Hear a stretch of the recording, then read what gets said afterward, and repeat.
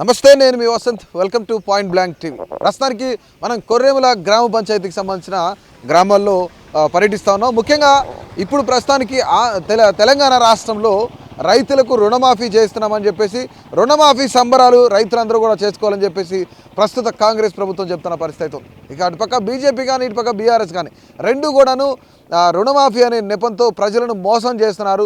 రుణమాఫీ ఎవరికి అవ్వలేదు, రుణమాఫీ అనేది అంతా మాయా అని చెప్పేసి ప్రతిపక్షాలు కూడాను చెప్తున్న పరిస్థితి ఉంది. ఇక గ్రామాల్లోకి మనం వెళ్దాం. గ్రామాల్లో డైరెక్ట్గా రైతులతో మాట్లాడదాం. అసలు రైతులు ఏమంటున్నారు, నిజంగానే రుణమాఫీ అయిందా లేదా? అంటే మొదటి విడతగా, అంటే 3 విడతలు, మొత్తం 3 విడతలు అని చెప్పారు.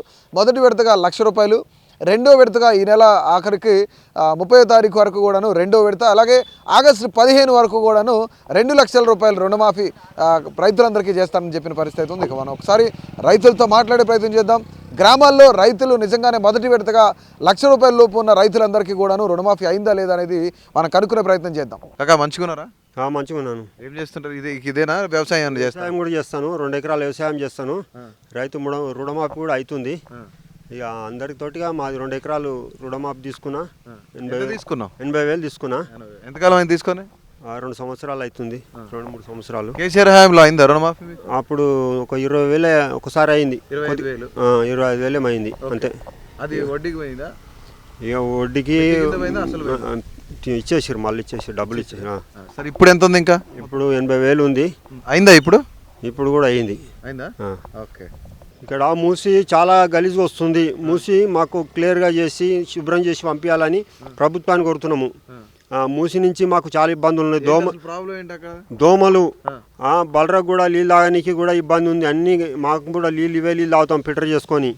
అన్ని మూసి నుంచి మాకు చాలా ఇబ్బంది, రోగాలు వస్తున్నాయి, దోమలు ఎక్కువ అవుతున్నాయి. ఇప్పుడు మీకు కేసీఆర్ హయాంలో తాగు నీళ్ళు వచ్చినాయి అంట కదా? కేసీఆర్ నీళ్ళు వచ్చినాయి కదా? ఇక్కడ వచ్చినాయి, కొద్ది వచ్చినాయి కొద్ది రోజులు. ఇప్పుడు ఇక్కడ నీళ్ళు తాగుతున్నాం. ఇక్కడ కృష్ణ వాటర్ ఎప్పుడో ఒకసారి వస్తాయి. నీళ్ళు కూడా సరిగా వస్తలేవు. దోమలు, మాకు మురికి వలన చాలా ఇబ్బంది ఉంది. మిషన్ భగీరథ నీళ్ళు రావట్లేదా మీకు? మిషన్ భగీరథ వస్తలేవు, రావట్లేదు. కృష్ణా నీళ్ళే సిటీ నుంచి కొద్దిగా వారానికి ఒకసారి 2 సార్లు వస్తాయి అంతే. మిగతా టైంలో ఏం తాగుతారు మీరు? మిగతా టైంలో అక్కడ ఫిల్టర్, మేమే బోర్ నీళ్ళు ఫిల్టర్ చేసుకొని తాగుతాం. ఫిల్టర్లు ఉన్నాయి, ఆ ఫిల్టర్ల కాడ తెచ్చుకొని తాగుతాం. మూసి వాటర్ ఇంట్లోనే ఇవే నీళ్ళు మాకు చాలా. ఇక్కడ మీకు ఏరియా ఎమ్మెల్యే ఎవరు? ఎమ్మెల్యే మల్లారెడ్డి. మరి మల్లారెడ్డిని ఎప్పుడైనా అడిగారా మీరు? అడిగితే వస్తాయి నీళ్ళు, మంచి నీళ్ళు పంపిస్తా అది అన్నారు. కానీ ఇప్పుడు ఆ ప్రభుత్వమే లేదా, మల్లారెడ్డిని అడిగేటట్టే లేదా. ఇప్పుడు కాంగ్రెస్ ప్రభుత్వం వచ్చింది, ఈ ప్రభుత్వం ఏమైనా మేలు చేస్తుందేమో అని చూస్తున్నాం. మరి ఇప్పుడు కూడా మీ ఎమ్మెల్యే మల్లారెడ్డిగా? మల్లారెడ్డే. ఇక మరి మల్లారెడ్డే, కానీ ఆయన ఇప్పుడు ఆయనది ఒక పార్టీ ఉంది, ఇదొక పార్టీ, కాంగ్రెస్ పార్టీ కదా. ఇక ఆయనని అడగడానికి లేదు, టైం తీసుకోవాలి, ఏం చేస్తారో చూడాలి. ఈ ప్రభుత్వం అయినా మూసి జర సాఫ్ చేస్తే, స్పెషలీలు పంపిస్తే మాకు జర దోమలు అవి ఉండయి. మాకు చాలా దోమల నుంచి బీమారీలు, నీళ్ళు తాగనీళ్ళ నుంచి ఇబ్బందులు, పంటలు కూడా మేము ఇక్కడ వేసిన పంటలు కూడా తినలేకపోతున్నాం. పొలం లేదు కానీ ఉన్న వాళ్ళకు తాళ్ళు పోతుంది అన్నమాట. గట్టిగా పండాయి, చిలక పండాయి. అదే మూసిన అదే వస్తుందిగా, అంత మురికి వస్తుందిగా. అక్కడికి నుంచి హైదరాబాద్ నీళ్ళు వస్తాయి. ఇక్కడ ఆ కాలువల అల్ల వచ్చి చెండు వార పెట్టుకుంటాం. లేవు, ముసిలీలే అవే ఫిల్టర్ చేస్తారు, అవే కొనుక్కుంటాం. మరి మీకు ప్రాబ్లమ్స్ ఏమి రావట్లేదు, ఇబ్బందులు రావట్లేదు? వస్తే ఏం చేస్తాం, చెప్తాం కానీ చేసేటోళ్ళు లేరు. అడుగుతూనే ఉంటారు, చేస్తామంటారు. వాళ్ళ పని ఉన్నంత చెప్పే వాళ్ళన్నా చేస్తామంటారు. మీకు పొలం ఉందా? లేదు, లేదు, ఏం లేదు. మేము కూలి చేసుకొని బతుకుతాం. 2 బలరు ఉండి, అప్పుడు 2-3 బలరు అవిటి మీద బతికినాం. ఇప్పుడు ఏం లేదు మాకు. ఇక శాతం అయితే లేదు, డబ్బా పెట్టుకున్నాం. ఈ డబ్బానేనా మీకు? ఖాళీ డబ్బులే సార్. మరి గవర్నమెంట్ ఏమైనా మీకు సాయం చేస్తా? ఒక్క రూపాయి కూడా సాయం చేయలేదు ఇప్పటి వరకు. నాకు ఏం చేయలేదు సార్. అదే పింఛన్ ఒకటి వస్తుంది. పింఛన్ ఒకటే వస్తుంది. కేసీఆర్ గవర్నమెంట్ ఏం అవ్వలేదు. ఏం కాదు. 4,000 ఇస్తున్నారు, ఇస్తాను. ఇప్పుడు కాంగ్రెస్ వాళ్ళు 4,000 ఇవ్వలేదు. ఇవ్వలేదు సార్. ఎంత ఇచ్చారు ఈ నెల? పెన్షన్ ఎంత ఇచ్చారు నీకు? ఇంకా అదే 2016 ఇచ్చారు అంతే సార్. ఎట్లా అనిపిస్తుంది నీకు? కేసీఆర్ ఉన్నప్పుడు బాగుందా, ఇప్పుడు బాగుంది అనిపిస్తుంది? ఏ ప్రభుత్వమో ఆ ప్రభుత్వం లెక్కనే ఉంటుంది సార్.